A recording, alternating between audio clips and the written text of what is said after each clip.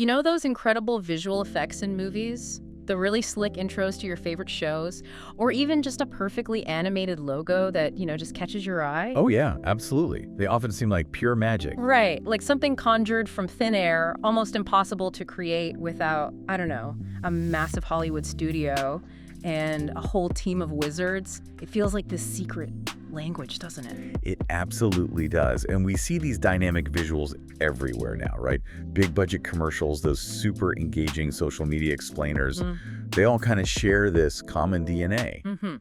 And yeah, it looks incredibly complex from the outside, but the underlying principles are, well, surprisingly elegant and logical once you start to peel back those layers. Okay. And that's really the heart of what we want to share with you today. And that's precisely our mission for you. We're embarking on a deep dive into the fascinating world of Adobe After Effects. Now, let's be really crystal clear here.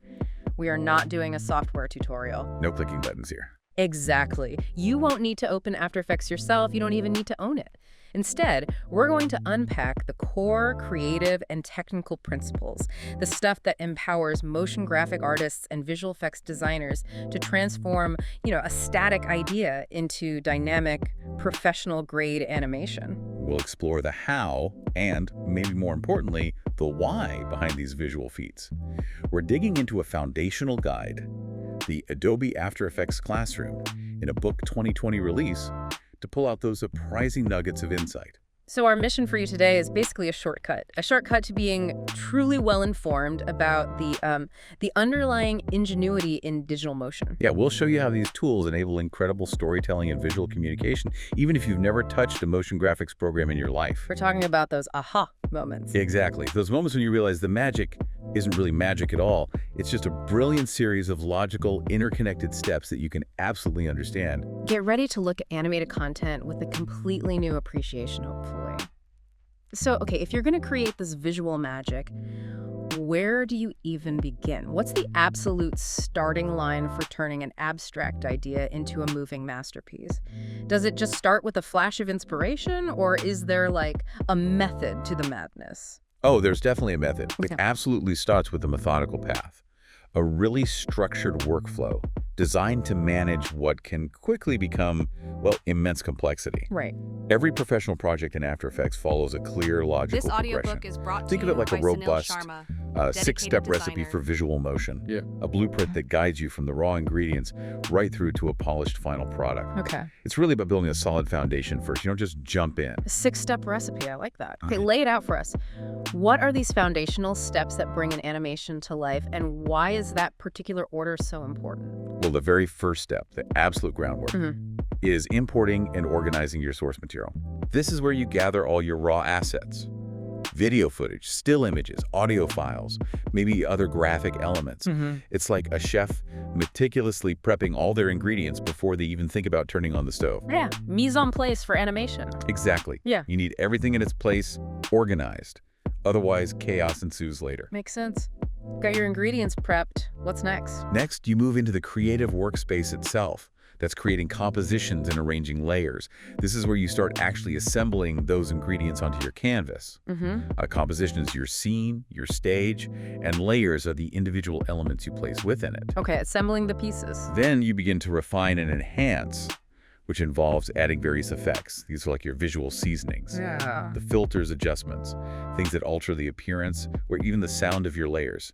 Could be anything from color correction to distortions, blurs, glows, stuff like that. So you got your scene set, your elements arranged, they're starting to look good with effects, but they're still static at this point, aren't they? Just sitting there. Exactly. Yeah. And that leads to the crucial fourth step. Animating elements over time. This is where the magic really starts. Yeah. You bring movement and life to your creation, orchestrating how everything changes and interacts across your timeline. Like conducting an orchestra, almost. Sort of, yeah. It's like timing different stages of cooking, ensuring everything comes together at precisely the right moment. And as you're doing this, constant feedback is key. So the fifth step is vital. previewing your work. A taste test. Exactly, the taste test. This lets you see how everything is coming together, catch any issues, make adjustments in real time. You preview constantly. It's constantly hitting that space bar, I imagine. All the time. And then finally, the grand finale. Plating the dish. Plating the dish. It's rendering and outputting the finished composition. This is where your entire project gets processed into a single shareable video file, ready for viewing by the world or your client or whoever. This whole structured approach, moving from raw assets to final output, ensures that creators can manage even highly complex projects systematically. It breaks down what could be overwhelming tasks into manageable, logical pieces. It's really designed to prevent you from getting lost in the weeds.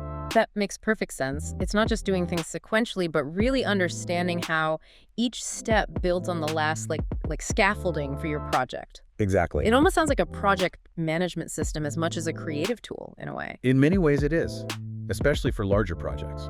Okay, so we have this clear path, but you mentioned compositions and layers as the canvas and elements.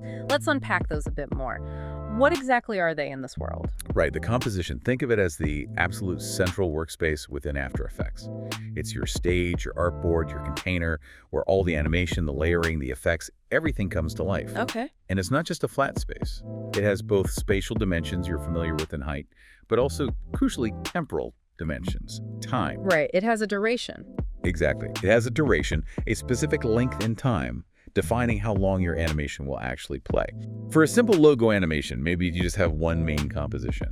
But for, say, a feature film title sequence, you might have dozens, maybe hundreds of compositions, many of them nested inside each other, building up complexity piece by piece. So it's a container for your scene, specific size, specific length. Got it. And then inside that composition, you have the layers. What counts as a layer? Is it just images or... Oh, not at all. Layers are the individual components you use to build up that composition. Imagine you have a stack of transparent sheets, like old school animation cells, right? Yeah. And on each sheet, you're drawing or placing a different element. The final composition is what you see when you look down to that entire stack. Yeah, okay. Any item you bring into After Effects, and this is key, becomes its own distinct layer. Right. That includes still images, video clips, audio files. Audio too. Yep, audio is a layer. Also things like virtual lights you add to your scene, virtual cameras to view the scene from, or even another composition you've already created can be a layer inside a different composition. Nested compositions, right. Exactly. And when you look through this stack of transparent sheets, the layering order in your timeline directly corresponds to the stacking order you see. So a layer that's higher up in your layer stack will appear in front of layers that are below it. It's very literal. That modularity sounds incredibly powerful. It means you can tweak one part without completely messing up everything else, right? Gives you a lot of freedom. Exactly. That's the real power of layers. Yeah. Their independence and their reusability. You can take a single layer, move it around, rotate it, draw a mask on it, apply a color filter, all without affecting any of the other elements in your composition. That's huge for complex stuff. It's massive. And you can even use the same source footage multiple times on different layers, each instance having totally different properties or effects. Oh, interesting. Yeah, you could have a video clip playing normally on one layer, and then on another layer right above it, use the exact same clip, but maybe apply a ghostly effect to make it semi-transparent. Right. And this modularity is also why, if you import, say, a layered Photoshop file, After Effects can bring it in as a composition, keeping all those Photoshop layers intact and editable. Ah, that's useful. Super useful. It preserves their appearance, layer styles, everything. So if you want to animate specific elements of a design that you built in Photoshop, you can bring it straight in and start moving things without having to rebuild it all from scratch. Okay, so we have our elements, our ingredients on their individual layers, sitting in our composition, our scene, ready to be animated.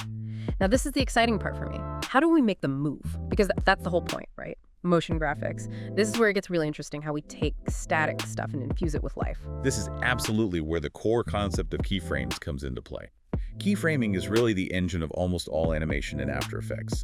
The software lets you change any combination of a layer's properties over time.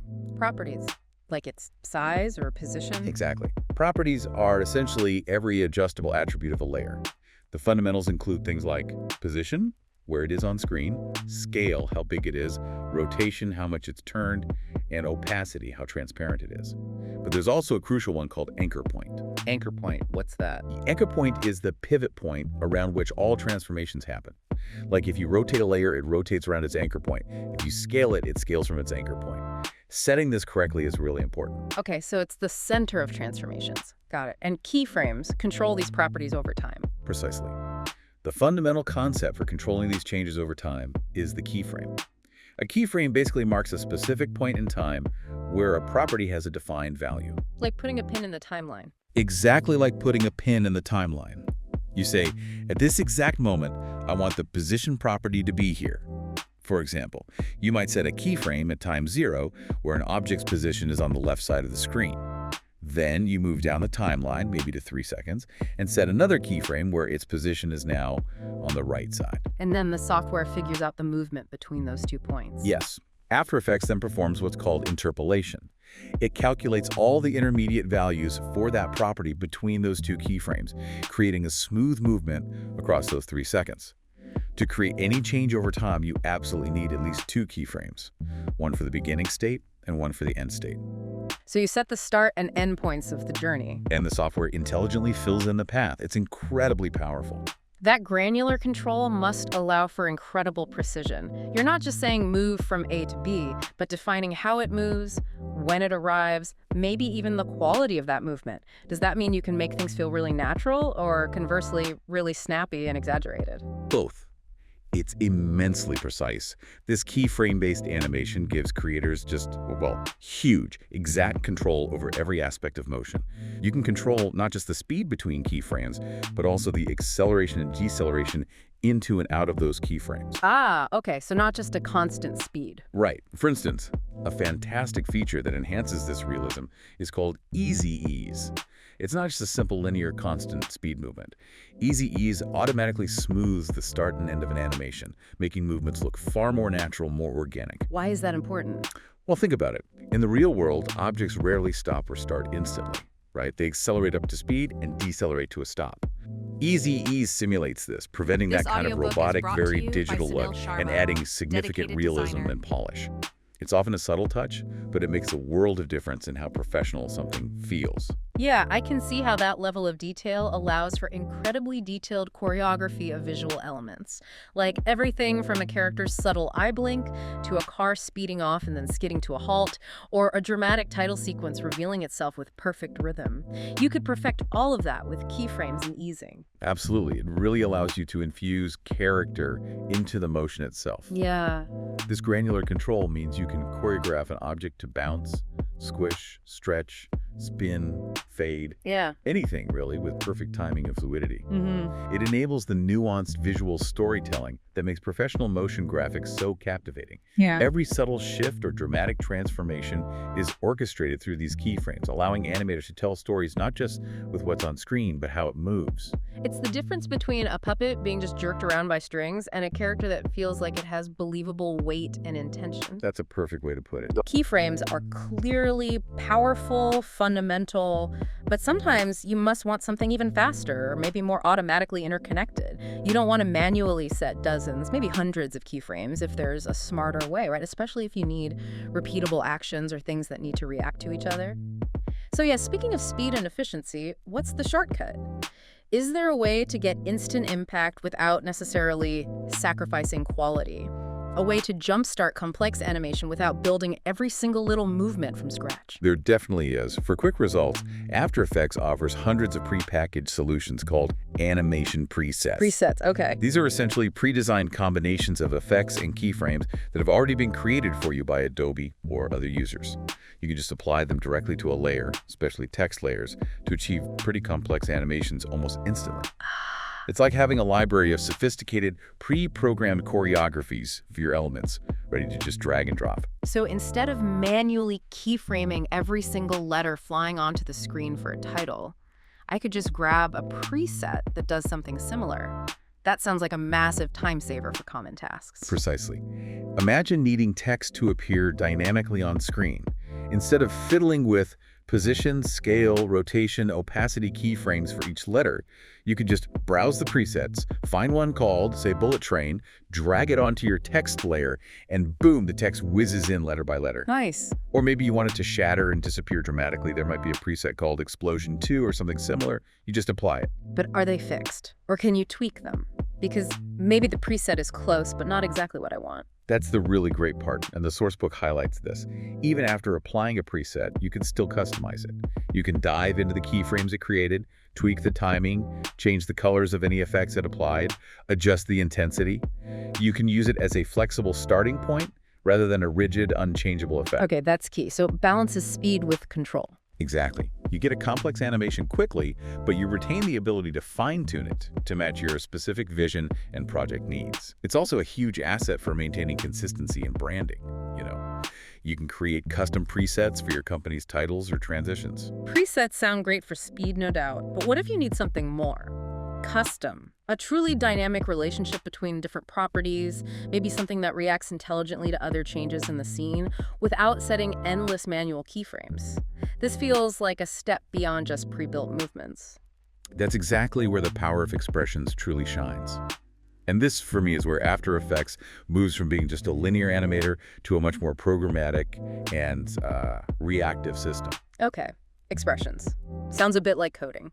It is, sort of. Oh, yeah. When you need to create and link complex animations, especially things like multiple repeating movements or properties that need to influence each other automatically, expressions become invaluable. They are small snippets of code based on JavaScript, actually. JavaScript. Do I need to be a programmer? No, that's the beauty of it.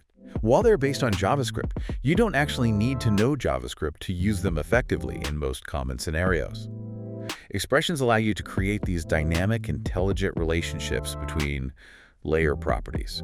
This means you can link one property's keyframes to automatically animate another layer's property, completely eliminating the need to manually set potentially tens or hundreds of keyframes. So it's like writing a rule for how properties should interact instead of manually adjusting them frame by frame every single time. How do you do that without coding? Exactly. You're defining relationships, not individual points in time.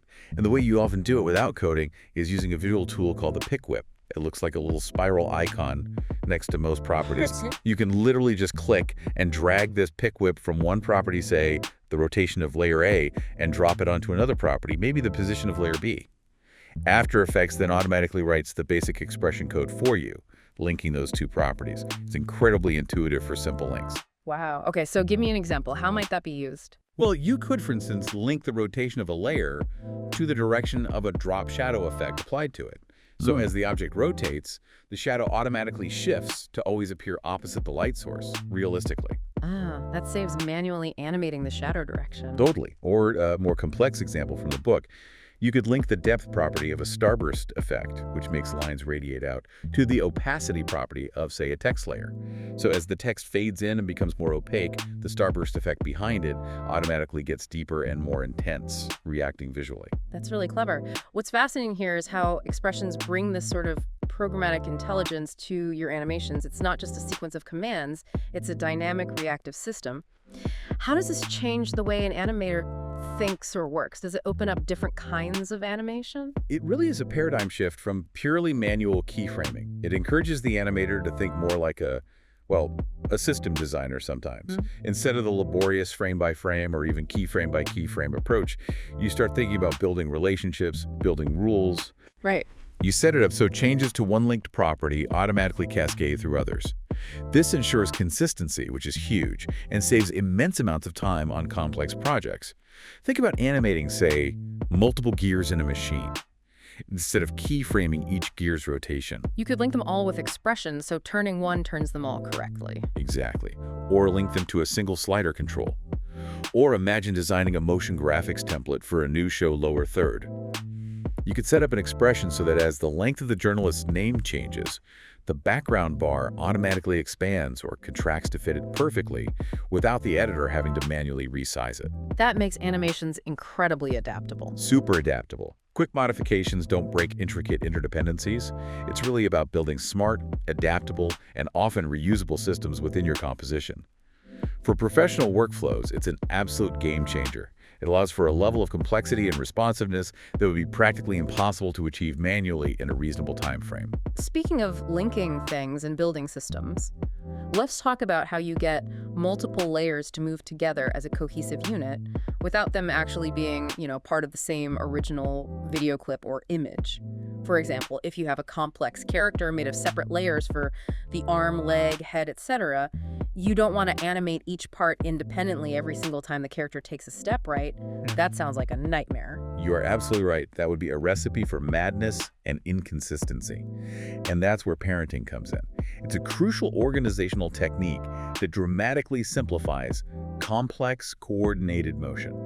Okay, like family relationships. Pretty much. When you parent one layer, which we call the child, to another layer, the parent, the child layer automatically adopts the parent's transformation, attributes its position, scale, and rotation. This synchronizes their movements. So the child follows the parent. Exactly. Think of a traditional marionette puppet. The wooden crossbar the puppeteer holds is like the parent. The puppet's torso hanging below is a child of the crossbar. When the puppeteer moves the crossbar, the torso follows. Okay. But the torso itself might be the parent of the arms. So the arms follow the torso, which follows the crossbar. Crucially, the child layer also retains its own independent transformations relative to the parent. So the arm moves with the torso, but it can still swing independently at the shoulder. Precisely. The arm inherits the torso's movement, but you can still add separate keyframes just for the arm's rotation at the shoulder.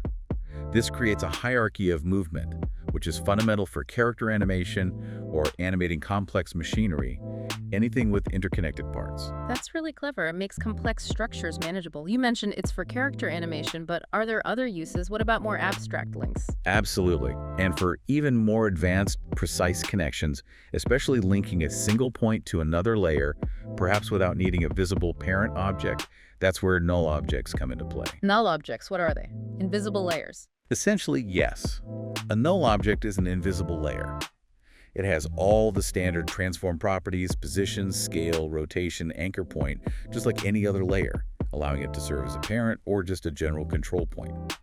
But crucially, it adds absolutely nothing visible to the final render. It's purely a controller. So it's like an invisible handle you can attach things to. Exactly. They're incredibly useful.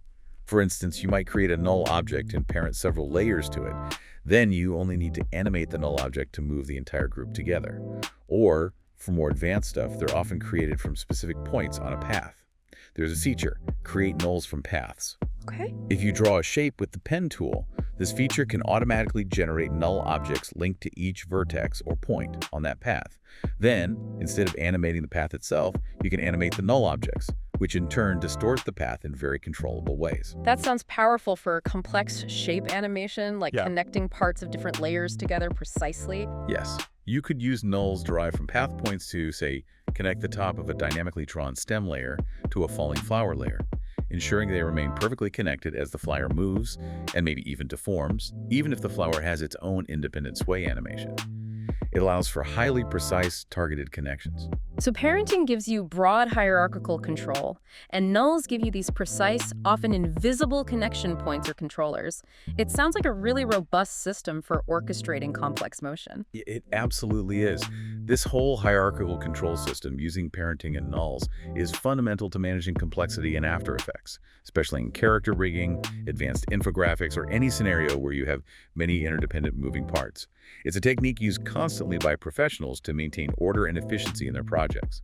Okay, so with all these movements happening, parented, keyframed, driven by expressions, how do we make them look less digital, more natural, more polished? Almost as if they were captured by a real camera rather than just generated perfectly by a computer.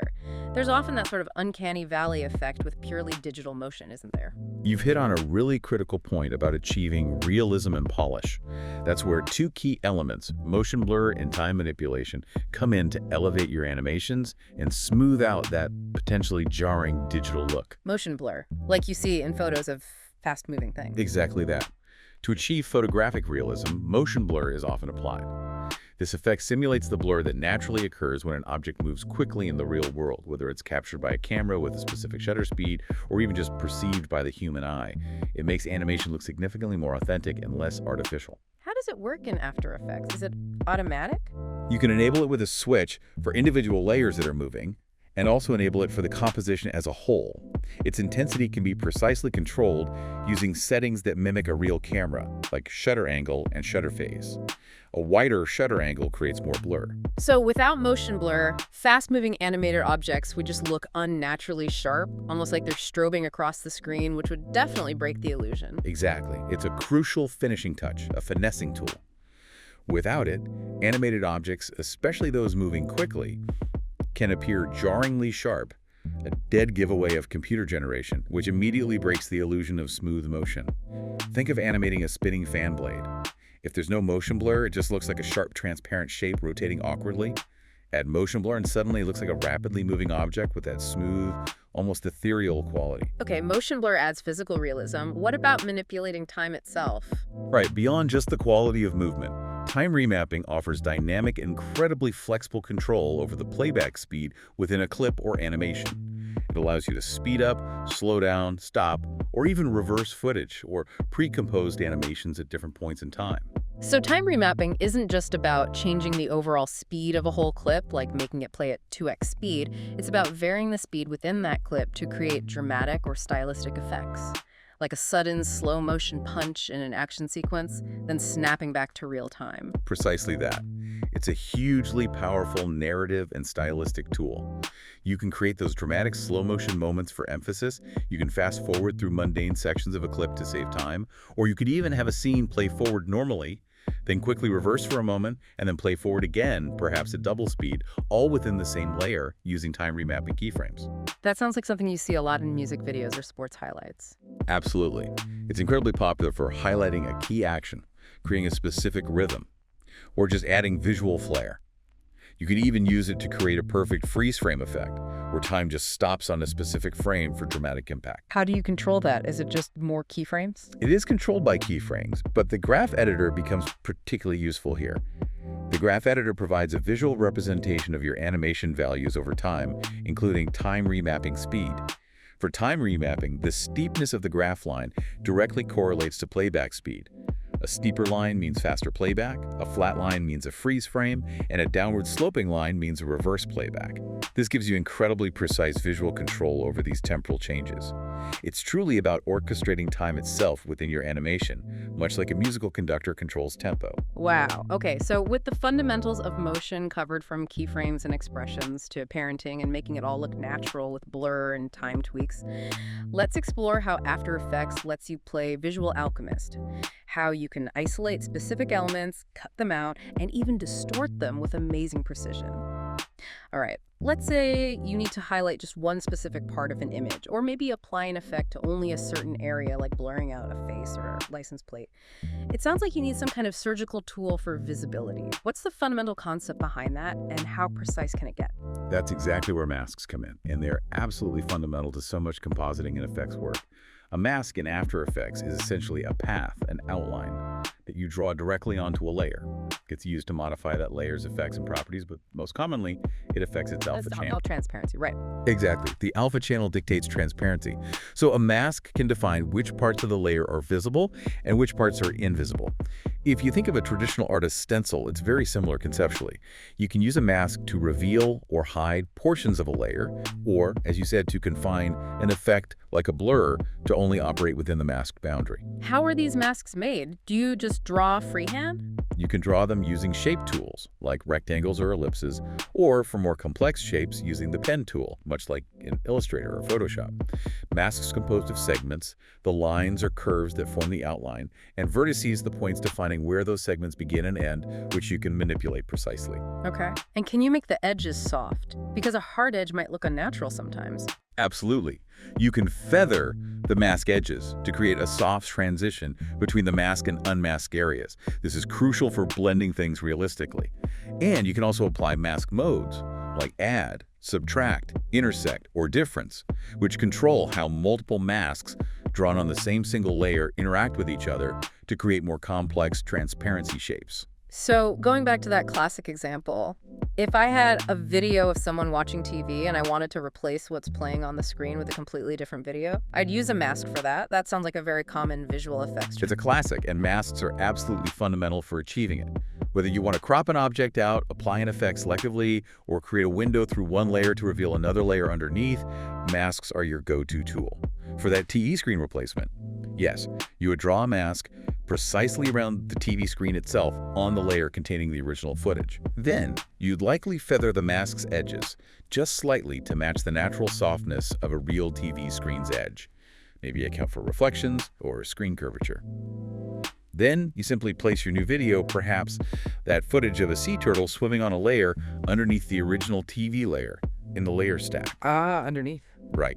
The mask on the TV layer acts like a hole, allowing the sea turtle video on the layer below to show through only within the boundaries of the TV screen mask, seamlessly integrating it into the shot. What's particularly powerful is the mask feather tool, which offers an almost artistic level of control. It actually allows you to vary the feathering width at different points along the mask edge. Oh, so not just one uniform softness. Exactly. You can make the top edge sharper and the bottom edge much softer. For example, creating highly realistic soft edges that really help sell the illusion. You can literally sculpt the softness of your edge precisely where you need it. Masks sound great for static isolation, or maybe isolating areas that don't change shape too much over time. You can animate mask shapes too, right? You can, yes. You can keyframe the mask path itself, moving the vertices frame by frame. But what if your subject is moving really erratically or deforming? And what if it's something organic, like a person waving or an animal running? Trying to animate a mask perfectly around that frame by frame sounds incredibly tedious, like a whole different ballgame. It is a completely different challenge. And historically, yes, that kind of frame-by-frame mask animation, often called rotoscoping, was incredibly tedious and time-consuming. But that's precisely where the puppet tools came in and kind of revolutionized animating organic movement for static images or vector graphics. The puppet tools sounds intriguing, like virtual marionettes. That's exactly the concept. The puppet tools can transform static raster images, like photos or vector graphics, into these virtual marionettes. The way it works is you place pins on the image. These pins act like control points or joints on the puppet. Then, moving these pins actually deforms and animates the image dynamically. After Effects calculates how the image mesh should bend and stretch between the pins as you move them, doing a lot of the heavy lifting for the in-between frames. So instead of manipulating every single pixel or vertex of a complex mask, I'm just moving a few strategically placed pins, and the software figures out the squishy bits in between. What kinds of pins are there? Do they do different things? Exactly. It's a much more intuitive, artist-friendly approach for certain kinds of animation. And yes, there are several types of pins, each with a specific function to give you quite granular control over the deformation. You have standard position pins, the default yellow ones. For basic movement, you place these and drag them to pull parts of the image around. Then there are bend pins, which allow you to control rotation or scale locally around the pin without changing the pin's actual position. Great for articulating a limb, like bending an elbow. Advanced pins give you full explicit control over position, scale, and rotation, all from one pin. There are also overlap pins, which are quite clever. They help you manage the stacking order or depth when parts of the deformed image need to overlap each other, like controlling whether an arm passes in front of or behind the torso during animation. And critically, there are starch pins. These are designed to add rigidity to specific areas, keeping them stiff while other parts around them distort. Starch pins to stop things getting too rubbery. Precisely. Think about animating a character. You might want their limbs to bend flexibly, but you'd place starch pins on their skull or maybe their torso to keep those areas from distorting unnaturally. Or that crab example from the book. Right, making a static crab image wave its pincers. Yeah. You could use position or bend pins on the pincers to animate them waving, but you probably place starch pins all over the crab's main shell or carapace to ensure that part remains rigid and doesn't wobble around like jelly while the claws move. That sounds incredibly useful for character animation or even just adding subtle organic life to otherwise static elements, like making leaves on a drawn tree rustle slightly. You absolutely could. The source mentions using them to make that static crab wave its pincers, or even applying them to a video layer perhaps to make water ripple or swirl dynamically. It allows you to add subtle, organic movement that would be incredibly tedious and difficult to achieve convincingly with traditional keyframing or masking. The starch pins are particularly clever because they allow for that fantastic blend of rigidity and fluidity in the same animation, leading to much more lifelike, believable movements. It inherently facilitates the traditional animation principle of squash and stretch, which is vital for creating appealing, cartoonish physics. This raises an important question, though. How much control do these puppet tools actually give you over complex organic deformations? It seems like it could be really powerful, but also maybe a bit unpredictable. Is it easy to get things looking natural, or can the image sometimes look weirdly distorted, like it's made of rubber in the wrong places? That's a fair point. It's definitely a balance. It relies on the interaction between where you place the pins and the underlying triangular mesh that After Effects automatically generates over your image to calculate the deformations. Mastering it involves developing an intuition for how placing fewer or more pins, or different types of pins, will affect that mesh and the resulting movement. So less is sometimes more with the pins. Often, yes. You don't necessarily want to cover the thing in pins. You need to place them strategically at key joints or points of control and let the software do its work interpolating the mesh between them. While it dramatically simplifies the process of organic deformation compared to other methods, getting truly natural-looking results requires some practice and understanding of how the mesh behaves. But it offers a surprisingly high degree of believable motion for a tool that automates so much of the deformation process. You can even record animation by dragging the pins in real time while recording, which can give a very spontaneous hand-animated feel. Okay, so the puppet tools are great for deforming parts of an existing image or graphic, but what about completely separating a foreground subject, maybe a person or an object, from a complex moving background? Something where a simple mask won't cut it, and puppet tool deformation isn't the goal. You mentioned rotoscoping earlier, that painstaking frame-by-frame masking. That sounds like it could take days or weeks of manual work for just a few seconds of footage. Surely there's a better way now. That was once the absolute bane of VFX artists, wasn't it? It absolutely was. Frame-by-frame rotoscoping was, and sometimes still is, one of the most time-consuming, labor-intensive, and frankly soul-crushing tasks in visual effects. But thankfully, yes, there is a much, much better way for many scenarios now, and that's the rotobrush tool. It is an absolute game changer, providing a massive shortcut to isolating moving subjects. Rotobrush. Okay.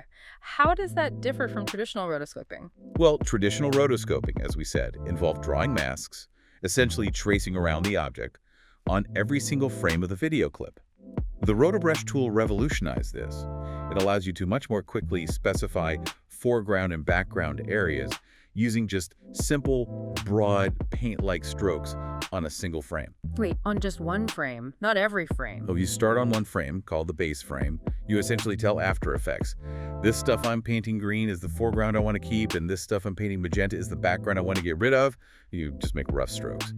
After Effects then analyzes the pixels and automatically creates a segmentation boundary. That's the precise dividing line it calculates between your foreground and background. Okay, it finds the edge automatically based on your strokes. Exactly. And here's the magic. It then intelligently tracks the movement of that boundary across a span of frames automatically, propagating your initial selection forward or backward in time. So it follows the movement for you. It's not a manual drawing on every single frame. You just give it a hint on one frame, maybe refine it a bit on a few others, and it intelligently propagates that selection throughout the clip. That sounds like a godsend for VFX artists. Precisely. It is an enormous time saver. Instead of drawing a pixel-perfect mask for potentially thousands of frames in a longer clip, you just give the rotobrush tool these initial hints on a base frame. It does the heavy lifting of tracking that edge frame by frame. Now, it's not always perfect on the first try, especially with tricky footage. So you then step through the clip and refine the boundary where needed, adding more foreground green or background magenta strokes only where the automated detection might have gone slightly wrong or lost the edge. Are there tools to help with tricky edges, like hair? Yes, absolutely. There's a companion tool called the Refine Edge tool, which is specifically designed to help capture those notoriously difficult to find details, like wisps of hair, fur, or motion-blurred edges, much more accurately than the main rotobrush strokes alone. And there's also a reduced chatter setting, which helps to smooth out any annoying jitter or boiling that can sometimes appear on the segmentation boundary over time, making the final result look much more stable and professional. And once you're happy with the result, does it have to recalculate every time? Once you're satisfied with the segmentation over the duration you need, you typically freeze the rotobrush results. This calculates and caches all the segmentation data frame by frame, essentially locking it in. This significantly improves playback performance and overall system responsiveness because After Effects doesn't have to constantly reanalyze the footage every time you make another change elsewhere in your composition. This must be incredibly powerful for things like selective color grading or completely replacing backgrounds, essentially allowing you to pull almost anything out of almost any background, provided there's enough distinction. Like that example in the book, taking a boy in a wet, snowy environment and maybe changing the background to a completely different scene, or just altering the existing background color without affecting the boy himself. Exactly. You could use the roto brush to quickly isolate the boy from his snowy surroundings. Then you could, say, drastically change the color of the background to a dreamy blue to enhance the winter theme and make the boy pop more without affecting the boy's original colors or skin tones. Or you could replace the background entirely with a different location shot. It's a huge time saver and enables complex visual effects that were once reserved only for high-budget productions, with dedicated rotoscoping teams to be achieved with remarkable efficiency and precision by smaller studios, or even individual creators. It takes what was arguably the most painstaking task in VFX, makes it, well, if not always easy, but at least dramatically more manageable and accessible. It truly democratized a core VFX technique. Okay, so we've isolated our subjects with masks or the roto brush. We've maybe deformed them organically with the puppet tools. We've animated them with keyframes and expressions. How do we take this to the next level? How do we bring these elements into a truly immersive, three-dimensional space, maybe track them realistically into live-action footage, and give our final creations that truly professional, believable sheen? Well, the first really big leap into true immersion is, as you say, diving into 3D by creating genuine depth within your composition. And the barrier to entry for basic 3D and After Effects is surprisingly low. You can convert any 2D layer you're already working with, an image, a video clip, text, a solid color layer, into a full 3D layer by simply enabling its 3D layer switch in the timeline panel. It's just a checkbox. Just flipping a switch turns a flat layer into a 3D object. Essentially, yes. Enabling that switch instantly adds a third axis to the layer's properties, the Z-axis, which controls depth. This allows the layer to be moved and rotated, not just left-right x-axis and up-down y-axis, but also forward and backward in space, Z-axis.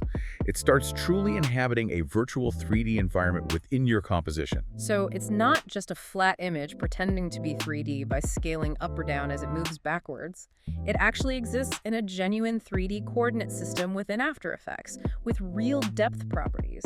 That feels like a fundamental shift from 2D thinking. It is a fundamental shift. It becomes a true planar object existing in 3D space initially, capable of interacting with virtual 3D lights and cameras in a much more realistic way than fake 2D depth. Now, to accurately position and orient these new 3D layers in this 3D space, using 3D views becomes absolutely crucial. Why is that? Can I just look at it from the front?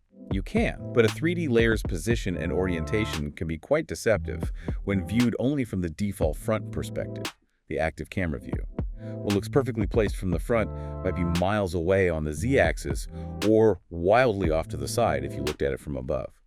So After Effects lets you split the composition panel into multiple viewports, showing, for instance, a top view, a right view, and maybe a custom 3D perspective view all at the same time. Ah, so you can see where things really are in 3D space from multiple angles simultaneously. Exactly. It prevents frustrating errors and saves a ton of time trying to position things accurately just by eye from one angle. Seeing it from top, side, and perspective views makes placing things in 3D space much more intuitive and precise.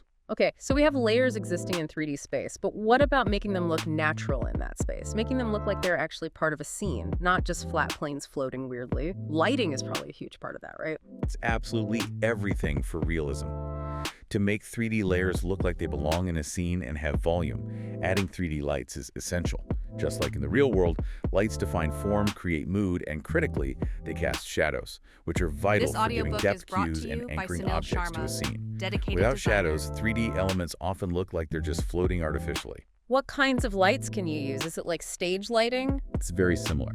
After Effects offers 4 main types of 3D lights. There's parallel light, which acts like a distant directional source, like the sun, where all light rays travel in the same direction. Spotlights work like real-world spotlights, emitting a focused cone of light from a specific point. Point lights are like bare light bulbs, emitting light omnidirectionally from a single point. And ambient light provides a base level of illumination to the entire scene, filling in shadow areas subtly so they aren't pure black. Each light type has numerous settings you can keyframe: intensity, color, cone angle for spotlights, fall off, and crucial shadow properties like enabling shadow casting, setting shadow darkness, and shadow diffusion to make shadows softer or sharper. Okay, so you can really sculpt the lighting. What about how the layers themselves react to that light? Does a shiny object look different from a matte one? Yes, and that's controlled by the material options properties on the 3D layers themselves. These settings determine how the surface of a 3D layer interacts with the 3D lights and shadows in the scene. You can adjust properties like how much light it accepts, how much it casts shadows, its diffuse reflection, matteness, specular intensity and shininess, glossiness, and even metal appearance. So you can make a layer look like brushed metal, dull plastic, or shiny glass just by tweaking these material options. And cameras, you mentioned cameras earlier. Right, the final piece of the 3D puzzle is often adding camera layers. While you always have a default view, adding your own camera layer allows you to view your 3D scene from specific angles and distances, and even animate the camera's movement through the 3D space, creating dolly shots, pans, zooms, orbits, etc. You can also simulate real-world camera properties like lens type, wide angle versus telephoto, depth of field, making things blurry based on distance, and zoom.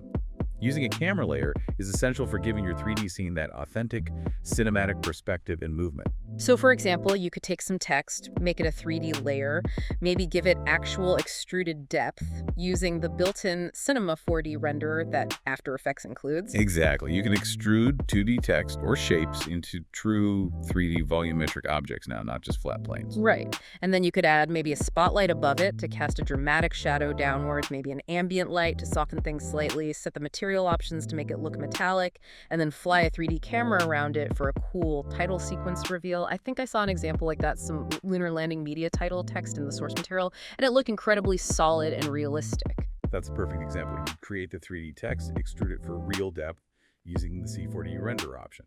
Then you'd add a spotlight, position it carefully, making sure cast shadows is turned on for both the light and the text layers material options. You'd probably add an ambient light to lift the shadows from pure black. You'd tweak the text layers material options for that metallic look, maybe increasing specularity. Then you'd create a 3D camera, maybe animate its position and point of interest where it's looking to create that fly-through or orbiting motion. Viewing it all through multiple 3D views, top, right, custom while you work, helps ensure everything, the text, the lights, the shadows, the camera path, is perfectly aligned and achieves that convincing volumetric look you want.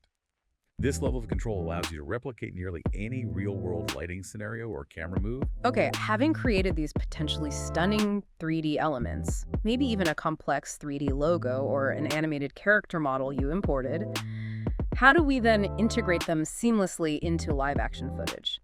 This feels like where the truly mind-bending magic happens, making it appear as if these virtual objects were actually there on set when the original footage was filmed. This is absolutely where tracking motion becomes indispensable, and it really is the core of most modern visual effects work, blending the virtual with the real.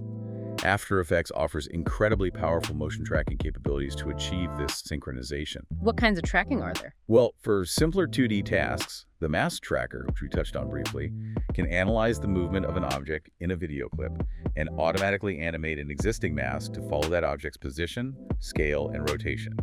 This is great for applying effects to moving faces, replacing logos on moving vehicles, stuff like that. Okay, that's useful for 2D.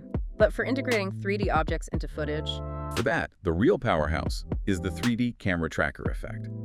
This is where the serious magic happens. You apply this effect to your 2D live action footage, and it automatically analyzes the motion within that footage, looking for parallax shifts between foreground and background elements as the camera moves. From that analysis, it incredibly figures out or reverse engineers the original real-world camera's position, orientation, and even its lens type, focal length, for every frame, and then creates a matching virtual 3D camera inside your After Effects composition. Wait, it automatically reconstructs the real camera's movement just by looking at the video? That sounds almost like artificial intelligence. How has this tool changed the landscape for, say, smaller studios or individual creators who couldn't afford fancy on-set tracking equipment? It's not quite AI, it's more complex mathematical algorithms analyzing pixel movement and parallax, but the result feels magical. And yes, it has absolutely democratized high-end visual effects integration. What used to require expensive, dedicated tracking software, specialized hardware, and highly skilled tracking artists on set or in post-production can now often be achieved remarkably well with just this built-in effect in After Effects, it's been a massive game changer. So once it creates this matching virtual camera, how do you use it to place your 3D elements? The 3D camera tracker overlays a scatter of colored 3D track points onto your footage in the comp panel, representing features it successfully tracked in 3D space.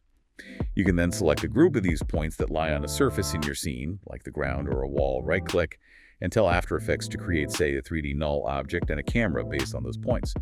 Or even better, you can often directly select points and create a 3D layer, like text or solid, which will instantly appear attached to that surface in the correct position, orientation, and scale, perfectly locked to the footage thanks to the tracked camera. Wow, so you can visually pick a spot on the ground in the video and just stick your 3D text right there, and it will look like it's sitting on the ground, moving perfectly with the camera. Exactly. You can even define a virtual ground plane and origin based on the track points, effectively telling After Effects, okay, this flat surface in the video is the floor, and this point is the center of my 3D world for this shot. Any new 3D elements you then add will be oriented correctly within that defined space relative to the tracked camera. What about making it look truly integrated, like with shadows? Can your virtual 3D object cast a shadow onto the real ground in the video? Yes, this is another crucial part of selling the illusion. The tracking process also enables the creation of shadow catchers. You can designate a 3D layer, often a solid positioned on your virtual ground plane, to act only as a receiver for shadows cast by your other 3D layers, but the layer itself remains invisible in the final render. This allows your newly added virtual 3D elements to cast realistic-looking shadows onto the existing 2D footage, making them feel much more grounded and integrated into the scene. That's brilliant. And what about problems with the original footage, like that wobbly jello effect you sometimes see from phone cameras? Yes, rolling shutter distortion. For footage suffering from those common rolling shutter distortions, that characteristic rippling or skewing effect common in CMOS sensor cameras, especially during fast pans or vibrations. After Effects even includes a rolling shutter repair effect. You'd ideally apply this before running the 3D camera tracker to stabilize the footage and remove those distortions, ensuring a much more solid and accurate track. So for that example mentioned in the book, adding 3D text like, "The other guys are scrambling," onto footage of a shoreline, you could potentially use the 3D camera tracker to analyze the handheld camera movement, place the text so it appears locked to the rocks or maybe floating just above the water, have it move perfectly with all the subtle shakes and drifts of the original camera, and even make it cast a realistic shadow onto the sand or rocks below using a shadow catcher. That's truly seamless integration. Precisely. You'd run the 3D camera tracker on the shoreline footage. Select track points on the rocks or the water surface to define a plane. Create your 3D text layer directly from those points. Add a 3D light source matching the direction of the sun in the original shot. Create an invisible solid layer aligned with the ground This plane audiobook is brought and set to it you to be a by shadow Sunil catcher. Sharma, Enable shadow dedicated casting on your designer. light and text, and boom, your virtual text should now look convincingly like it's part of the real-world scene, moving perfectly in sync with the camera and casting appropriate shadows. The impact of this tool on visual effects accessibility cannot be overstated. It's what allows indie filmmakers and motion graphics artists to create effects that convincingly blend the virtual and real, effects that used to be the exclusive domain of high-end blockbuster movies. Amazing. Okay, so once all our elements are beautifully animated, maybe tracked into a scene existing in their 2D or 3D spaces, the final crucial touch is often shaping the overall visual mood, right? Making sure everything looks cohesive and polished, and importantly, ensuring our creation is truly ready for the world to see. This feels like where the artistic eye really comes into play, guiding the technology. It's about more than just making things look technically correct. It's about making them feel right. Absolutely, you've hit the nail on the head. This is where color correction and grading comes in to set the final mood and apply that professional polish. And it's really important to understand the distinction between the two terms. Color correction is generally considered the more technical, objective process. It's about adjusting the captured image, maybe video footage, maybe stills, to fix technical errors in things like white balance, making whites look white, and exposure, making sure it's not too dark or too bright. It's also about ensuring color consistency between different shots that might have been filmed under slightly different lighting conditions. The goal is to make things look accurate and visually consistent across your whole sequence. Color grading, on the other hand, is a much more subjective, creative manipulation of color. This is where you move beyond accuracy and start using color to create a specific mood, to evoke a particular emotion, to guide the viewer's attention to certain parts of the frame, or to develop a unique, signature visual style for your entire project. So you generally fix the technical problems first with correction, making sure everything looks normal and matches, and then you get creative with the grading to shape the look and feel. That separation sounds crucial for a logical, professional workflow. That distinction is absolutely crucial for both professional polish and workflow efficiency. You first establish a clean, technically sound baseline through correction. Then you apply your creative vision through grading. For example, if your footage was shot on a cloudy, overcast day, but you want the final piece to feel warm and nostalgic, you'd first use correction tools to ensure the white balance is neutral and the exposure is good. Then, in the grading phase, you'd start adding warm tones like yellows and oranges, maybe specifically into the highlights or midtones, perhaps slightly desaturating the blues to achieve that specific nostalgic feeling. What tools does After Effects offer for this? It provides a really robust set of tools for both correction and grading. For granular control, you have things like the Levels Individual Controls effect, which lets you precisely adjust the black point, white point, and gamma, midtone brightness, for the red, green, and blue color channels independently. This is great for fine-tuning contrast and fixing color casts, but for a more comprehensive all-in-one solution, the Lumetri color effect is incredibly powerful. If you've used Adobe Premiere Pro, its Lumetri color panel will feel very familiar. It offers sections for basic correction, white balance exposure, contrast highlights, shadows, whites, blacks, creative grading, applying cinematic looks or LUTs, lookup tables, precise curve adjustments for RGB curves and hue saturation curves, color wheels for adjusting shadows, midtone highlights, HSL secondary controls for isolating and adjusting specific color ranges, and even vignette effects. It's a complete color grading suite within one effect. Wow, that sounds comprehensive. And what about keying, like removing green screens? Is that part of this color process too? Yes. Keying tools are often used in conjunction with color correction and grading. Effects like Key Light 1.2, a standard for professional green-blue screen removal, or the Color Range effect allow you to isolate and remove specific colors or luminance ranges. Most commonly, this is used for removing a green screen background so you can composite your subject onto a new background. But you could also use Color Range, for instance, to isolate just the sky in a landscape shot if it's a distinct blue, and then apply grading effects only to the sky, perhaps making it a more dramatic sunset color without affecting the foreground elements. If we connect this back to the bigger picture, color is such an incredibly powerful, often almost subconscious storytelling element, isn't it? It's not just about what you see, but how you feel about what you see. It can completely shift the genre, the tone, the emotional impact of a scene just through color choices. That's spot on. Psychologically, color impacts us incredibly deeply, often without us consciously realizing it. Think about the classic examples. The cold, desaturated blues and cyans, often used in sci-fi films or thrillers to create a sense of detachment, sterility, or tension, versus the warm, golden, often saturated tones used in romantic comedies or family dramas to evoke feelings of warmth, nostalgia, or comfort. These tools in After Effects allow creators to take raw, sometimes flat-looking footage and completely transform its emotional resonance. You can turn a bright, sunny, mundane day into a steely, moody, high-contrast scene, perfect for a horror short. Or you can take shots filmed in completely different locations under different lighting and unify them with a consistent, stylish visual palette through grading. It's really about directing the viewer's eye, enhancing the narrative, and subtly, but not so subtly, influencing their emotional response through the sophisticated manipulation of light and color. It's truly where the technical side of visual effects meets artistic expression and emotional storytelling. It shapes how your audience experiences your visual story. Okay, absolutely fascinating. So finally, once our visual masterpiece is complete, everything's animated, tracked, integrated, perfectly color graded, polished to perfection, how do we package it all up nicely so everyone else can see it? We need to ensure it looks perfect no matter where it's played.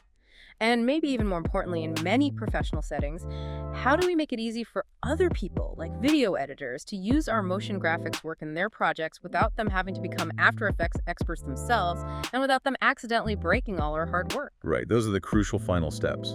Dealing with motion graphics, templates, and output, which is all about professional delivery, ensuring quality and consistency, and streamlining collaboration, especially between motion graphics artists and video editors. Motion graphics templates. You mentioned .Meyerbrot files earlier. What are those exactly? Yes, .Mogart files, pronounced Mogarts.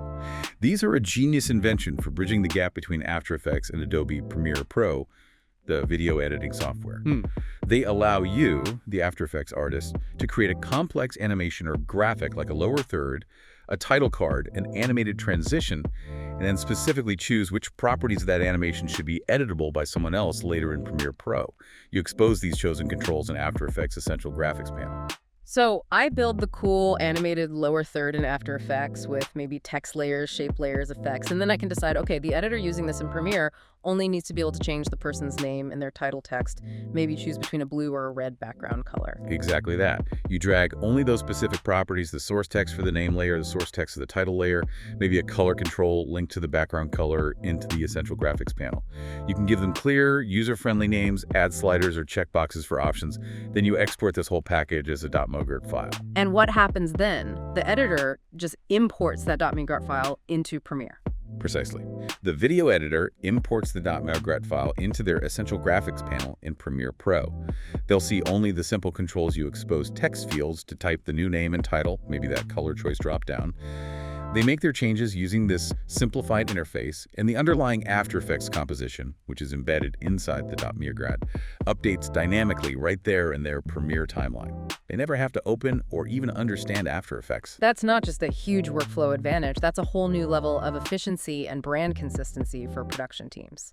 The motion designer keeps control of the complex animation and branding, while the editor can quickly customize the content for each specific use. It's a massive streamlining of the workflow, particularly in broadcast television, corporate video production, or social media content creation, where you need lots of variations of standard graphics. Instead of sending complex, potentially fragile After Effects project files back and forth, which might break if an editor doesn't have the right fonts or plugins installed, you export these robust, self-contained .mogart templates that offer a simplified, protected interface for the necessary edits. It ensures brand consistency and design integrity across numerous projects or episodes, while allowing for incredibly rapid content variations. Is there anything special to consider for timing? Like if the editor stretches the graphic out in Premiere? Yes. After Effects has a feature specifically for .mogarts called Responsive Design Time. This allows you, within After Effects before exporting the .mogart, to designate specific protected regions in your composition's timeline, typically the intro animation and the outro animation. This feature cleverly ensures that the duration of the animations within these protected regions is preserved, even if the editor stretches or shrinks the overall duration of the .mogart clip in their Premiere Pro sequence. The middle section, the part that's not protected, is what stretches or compresses to fit the new duration. So your slick intro animation always plays at the correct speed, no matter how long the editor needs the title to stay on screen. Exactly. It prevents your carefully timed animations from looking awkwardly sped up or slowed down just because the editor needed the graphic to be on screen for longer or shorter. It's like creating a fully customizable, yet temporally intelligent, reusable asset. Truly brilliant for template creation. Okay, so templates handle the collaboration aspect. What if the final step, getting the finished work out of After Effects as a video file for the world to see? You mentioned rendering earlier. Right. The absolute final step is rendering and outputting the composition into a usable, shareable movie file. You have a couple of main options here. For quick drafts, simple exports, or maybe outputting image sequences, you can use After Effects' built-in render queue panel. Okay. But for more robust options, higher quality output, and especially for creating compressed formats suitable for broadcast or the web, like H.264, H.265, HEVC, etc., you'll typically send your composition from After Effects directly to Adobe Media Encoder. This is a separate but tightly integrated application designed specifically for encoding video into various delivery formats. Why use Media Encoder instead of just the render queue? Media Encoder offers vastly more presets, more control over encoding settings, the ability to queue up multiple renders from After Effects or Premiere Pro simultaneously, and it runs as a background process, allowing you to continue working in After Effects while it renders, which is a huge time saver. When you're outputting your final file, careful consideration of things like compression, how much data is removed to reduce file size, codecs, the specific software used to encode and decode the video data like ProRes, H.264, DNx HD, frame rate, resolution, and potentially pixel aspect ratio correction are all absolutely vital. Pixel aspect ratio correction, what's that about? It's mostly relevant for older standard definition broadcast formats, or sometimes anamorphic footage, where the pixels themselves are perfectly square. If you don't correct for this during output, your image might look stretched or squashed when played back on standard devices. After Effects and Media Encoder have settings to handle this correction, ensuring your final rendered movie looks exactly as intended, with the correct proportions across all different platforms and screens, from broadcast TV to YouTube to a smartphone. Getting these output settings right is crucial to ensure all your hard creative work translates perfectly from your monitor to the viewer's experience. And with that final export, ensuring everything looks perfect, we've truly come full circle. From the initial spark of an idea and gathering source material, through building and animating sometimes incredibly complex visual elements, seamlessly integrating them into live action, polishing them with light and color, and finally to the professional delivery of a perfectly packaged motion graphic or visual effect. It's quite a journey. #tag outro. Wow, we have really journeyed through the intricate layers of After Effects today, haven't we? Really tried to peel back the curtain on those seemingly magical visual effects and motion graphics. We started with those fundamental building blocks, compositions, layers, the absolute core concept of keyframes. Yeah, then we moved into mastering motion with things like animation presets for speed, the incredible power of expressions for automation and complexity, and organizing movement with parenting and nulls, not forgetting making it look real with motion blur and time remapping. And then the visual alchemy. Masks for isolation, the amazing puppet tools for organic deformation, the game-changing roto brush for cutting things out. Followed by diving into true 3D space, adding depth with lights, cameras, materials, and then the magic of motion tracking to lock virtual elements into real-world footage seamlessly. Finishing off with the crucial steps of color correction and grading to set the mood. And finally, packaging it all up professionally with motion graphics templates for collaboration and rendering the final output for the world. We've really uncovered the core principles behind those captivating visuals you encounter every single day, whether it's in a high-budget movie sequence, a slick TV commercial, or just a really clever online explainer video. Each seemingly magical effect, as we've seen, is built upon this foundation of logical, precise, and incredibly powerful techniques. It's about building systems, understanding physics and light, and then often artfully breaking those rules for stylistic effect. So what does all this mean for you, our listener? Whether you're perhaps a budding motion artist yourself, or maybe just someone who really appreciates incredible visuals when you see them. It means understanding that this magic you encounter daily isn't really magic. It's built on a foundation of logical, precise, and frankly incredibly powerful techniques that are, at their core, understandable. But maybe consider this.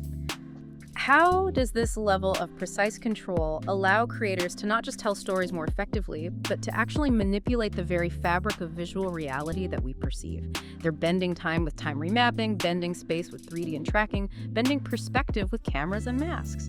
What truly new forms of visual communication, or perhaps even new ways of understanding the world, become possible when that barrier between pure imagination and technically flawless execution becomes so incredibly thin? It allows for a creative freedom and a power to shape perception that was genuinely unimaginable just a few decades ago. What comes next?